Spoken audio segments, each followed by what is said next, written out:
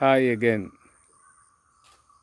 The earlier video was about the culture of the extra mile. What is the culture of the extra mile? What is the culture that says, if you want my coat, take my cloak also? What is the culture of the lamb that stands silent in the presence of shearers? The lamb who's taken for slaughter. What is this culture? What is the culture of the peacemakers who are the blessed of the world? It's a very, very unique culture. It's a culture that stands for the other. It's a culture that God showed to us in the Christmas event when He enters the human world as human to uplift humanity. It is what in Philippians chapter 2 you read about kenosis, the emptying out. We see this in the faith community. When you read of people like Graham Staines, Father Stan Swami, Mother Teresa, and many, many more who have given up their lives so that others may live.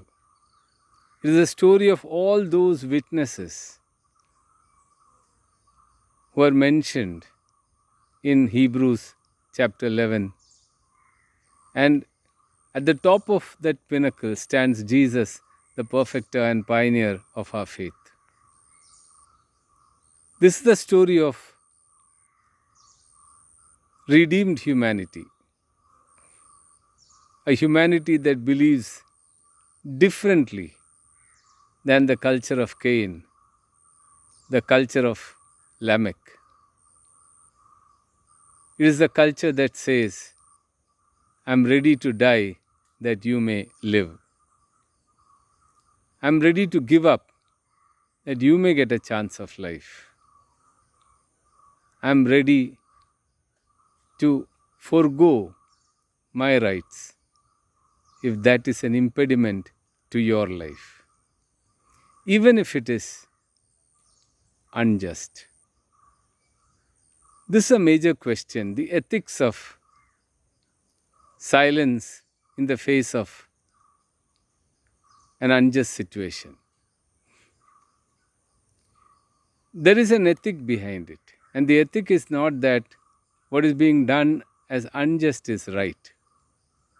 It means that the person who's doing what is unjust is getting a chance, a space to think beyond the unjustness. You see, as long as you are arguing, as long as there is a litigation, as long as there is a fight, there is no space for proper thought, for the process of thinking properly as to what is right or what is wrong. Maybe the person may never think. That is possible. It may never happen. But in the experience of the Spirit, you are justified. You are right. God knows it.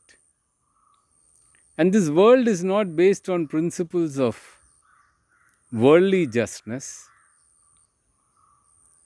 It is not a legal understanding, it's a spiritual understanding. Jesus was quiet when he stood in the presence of Pilate. Pilate asks him, what is the truth? Jesus is silent. The truth was that here was a man being accused and judged for something he did not do. He was being judged and condemned to death based on false witnesses. Jesus could easily have escaped the situation. So many ways of escape. The previous night in the Garden of Gethsemane, he could have just gone away. In the presence of all these people who accused him, he could have just agreed with them, okay, you see what? I'll do what you want me to do. He could have argued his case with Pilate. None of these things happened. So what is that death that teaches us differently? What is that loss that teaches us a greater meaning of life? It teaches us that the culture of the extra mile is the culture of the life that goes beyond even death. It is the culture of God's continuity in humanity. It is a culture that says that for me the ultimate in life is God and God alone. No power on earth can subdue me. No power on earth can bring me down, because my spirit, my soul rather, it is better to use the word soul, my soul rests in God. The power that is in the soul that rests in God is not a power of dominance. It is a power of the eternal being present in the temporal. And that is the power that Jesus showed to us. It is not the power of nuclear weapons.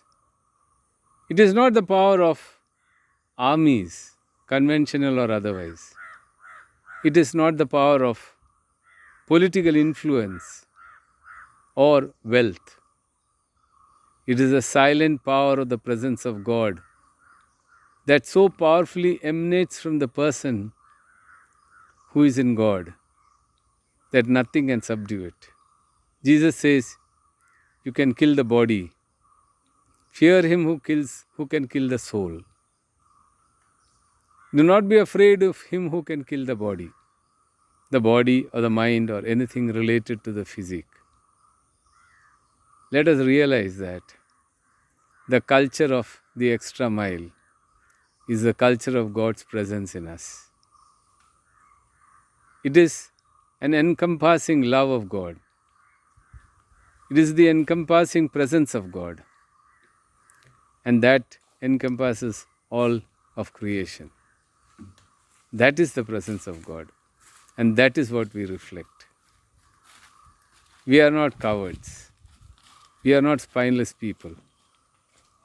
We are not people who can be